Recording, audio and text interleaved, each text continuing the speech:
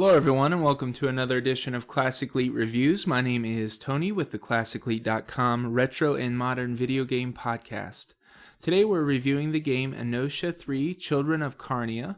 This game is brought to us by Come To Us. They produce a long line of quality games, and I'm excited to review Inotia 3. It's their brand new release. This game is a universal app that works both on iPad, iPhone, and iPod Touch. And I really like the fact that it's a universal app. They really don't want to capitalize on just making more money by releasing an HD version, which I really admire about any company. And so it makes up a lot in affordability, and so I really like the universal app. This is played on the Apple iPad, the game I'm reviewing here. It's an action RPG.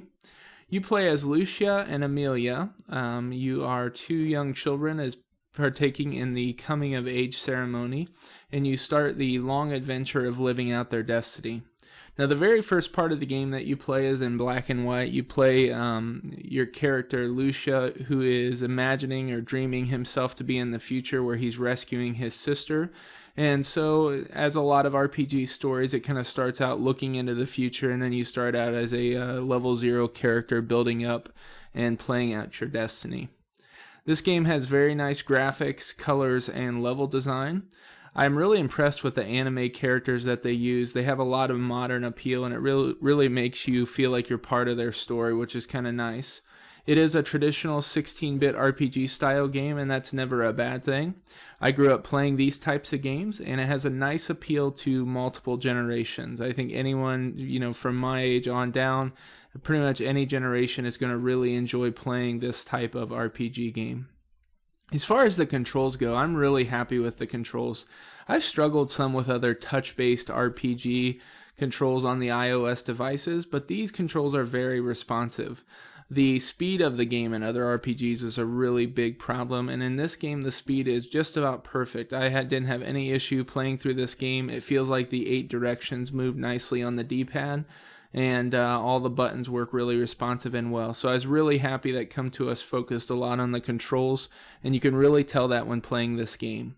The only hiccup I found in some of the gameplay is sometimes you crash into your teammates when you're trying to walk through a door or walk around someone. You crash into your party, which is kind of frustrating, but it really rarely happens, so it's a very small minor hiccup.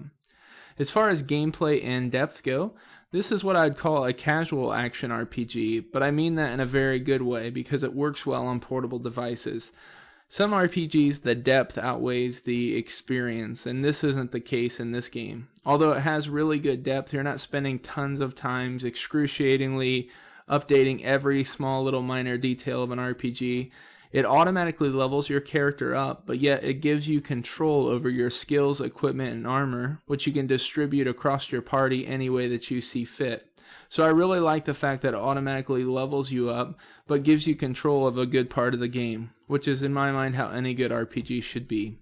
There's 6 classes to choose from, 200 plus missions and quests, and a great deal of diversity in this game. There's no Game Center support for now, but hopefully it will be in the future. Overall, it's a great game, and I highly recommend Inotia 3.